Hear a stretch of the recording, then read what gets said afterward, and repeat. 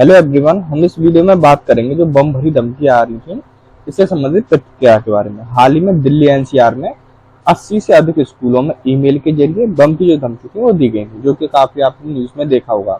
ऐसा माना जा रहा है कि ये जो धमकी है वो भारत के बाहर से यानी रूस से या डार्क वेब यानी जो वेबसाइट होते हैं डार्क वेब, इसका प्रयोग करके दी गई है। इस वीडियो हम जानेंगे जो डार्क वेब होती है ये क्या होती है, जो धमकी दी जा रही थी इसके पीछे कारण क्या रहे हैं, और इससे संबंधित जो भी प्रावधान किए गए हमारे संविधान में, इससे संबंधित जो भी सजाएं होती हैं उनके बारे में बात करेंगे इस वीडियो में। चलिए फिर करते हैं अपनी इस वीडियो को शुरू।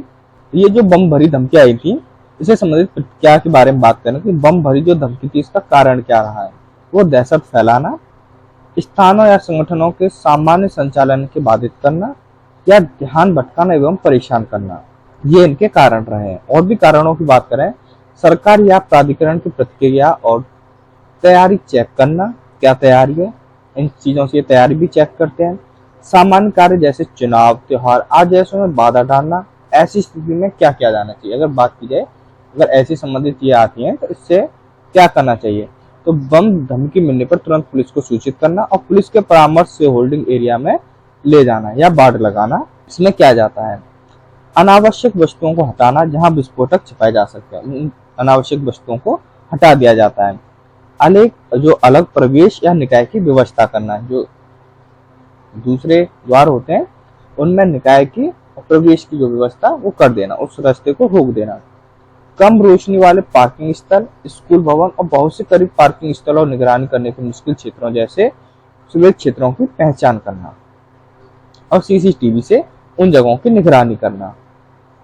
भवन का लेआउट तैयार रखना और आपात स्थिति में पुलिस, अग्निशमन विभाग यानी कि एनडीआरएफ एवं बचाव टीमों के साथ इसमें साझा करना। स्पष्ट नियमों के बारे में सूचित करना और कानून प्रभाव एवं दंडात्मक जो प्रभाव थे प्रावधानों के बारे में जानकारी होना। इससे संबंधित कुछ कानूनी भी दंडात्मक प्रावधान किए गए हैं। जो भी ऐसी अफवाह फैलाते हैं या धमकी देते हैं, इसके लिए हमारे कानून में एक दंड प्रावधान भी इसमें किया गया है। जैसे कि गैर कानूनी कार्यालय यानी निवारण, इसके अधिनियम 1967 2004 में ये संशोधित किया गया था। अधिनियम 1967 इसमें संशोधित क्या किया गया था कि भारत की अखंडता एवं संप्रभुता के खतरे में डालने वाली जो अवैध व आतंकी गतिविधियां हैं उनको स्वाभाविक रूप से दंडनीय घोषित करना होगा या घोषित करना है। इसमें संशोधन किया गया था 2004 में। इसमें ये सब किया गया था कि अवैध व आतंकी गतिविधियां जो होती हैं उनको स्वाभाविक रूप से दंडनीय घोषित करना। व्यक्तियों और संगठनों द्वारा कुछ अवैध जो गतिविधियां हैं उनके लिए साथ साथ उनके संबंधित मामलों को रोकथाम की प्रक्रिया को आसान बनाने के लिए अधिनियम करना है। राष्ट्रीय सुरक्षा अधिनियम 1980 के बारे में बात करें, ये हमारा राष्ट्रीय सुरक्षा अधिनियम 1980 राष्ट्रीय सुरक्षा के खतरे में डालने वाले जो कार्य हैं वो किसी व्यक्ति को सार्वजनिक व्यवस्था के खलल डालने या समाज के लिए आवश्यक आपूर्ति व सेवाओं को बाधित करने से रोकने के लिए एनएस लागू करने का प्रावधान ये देता है। सरकार को विदेशियों को हिरासत में लेने और उनकी उपस्थिति को विनियमित करने और उन्हें भारत में निष्कासित करने का अधिकार भी ये देता है। दंड प्रावधान की बात की जाए तो आईपीसी की धारा 120 बी और 506 के तहत अज्ञात लोगों के खिलाफ एफआईआर दर्ज होती है जिसमें, और आईटी अधिनियम 2000 की धारा 67 के तहत अगर आप किसी भी इलेक्ट्रॉनिक रूप से धमकी भरा अश्लील ईमेल भेजते हैं तो ये 3 साल के लिए जेल की जो सजा है और जुर्माना भी देना इसमें पड़ सकता है। नेक्स्ट की बात की जाए तो आपदा प्रबंधन अधिनियम 2005 की धारा 54 के तहत किसी आपदा को लेकर फर्जी या दहशत की खबर फैलाने पर 1 साल की जो सजा है उसका जुर्माना, दोनों ये हो सकते हैं, यानी सजा भी हो सकती है और उसका भी जुर्माना भी हो सकता है। अब हम बात करते हैं डार्क वेब, जिसके द्वारा ये मेल भेजी जाती है, कोई भी एसएमएस छोड़ा जाता है अशांति फैलाने के लिए। ये जो डार्क वेब इंटरनेट का एक हिस्सा होता है, किंतु इस तक पहुंचना थोड़ा मुश्किल रहता है। जो डार्क वेब होती है इन तक पहुंचना काफी मुश्किल रहता है। ये इंटरनेट की दुनिया का वो हिस्सा होता है जहां अवैध व वैध हर तरह के काम होते हैं डार्क वेब पे।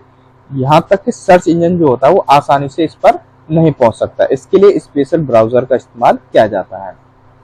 डार्क वेबसाइट जो होती है इसके यूजर्स के डेटा को खरीद फरोख्त भी होती है। लीक हुआ डेटा को हैकर्स डार्क वेब पर ही बेचते हैं। जो भी हैकर्स होते हैं वो डार्क वेब पर जाकर ही जो डेटा होता है उनको बेचते हैं, यानी कि सेल करते हैं उन्हें, और खरी जो फर्स्ट होती है ये भी डार्क वेब पे होती है। इसे एक्सेस करने के लिए आपको स्पेशल ब्राउजर की जरूरत होती है, यानी एक स्पेशल ब्राउजर पर ये किया जाता है। इसके लिए TOR द ओनियन राउटर के जरिए एक्सेस किया जा सकता है। TOR जो होता है यानी कि द ओनियन राउटर, इसके जरिए सिर्फ इसमें एक्सेस किया जा सकता है डार्क वेब में। ये होती है डार्क वेब, जिसे पकड़ना काफी मुश्किल रहता है, ठीक है ना। इसके जरिए ये जो काम होते हैं, अवैध जो काम किए जाते हैं, किसी को मतलब अफवाह फैलाने वाली चीजें या धमकी भरी जो चीजें हैं वो डार्क वेब के थ्रू ही दिया जाता है, ठीक है ना, जो कि एक हैकर्स का काम होता है। धन्यवाद, आज के लिए बस इतना ही। वीडियो अच्छी लगी हो लाइक शेयर जरूर करना और सब्सक्राइब भी कर लेना। धन्यवाद मेरे चैनल में जुड़े रहने के लिए।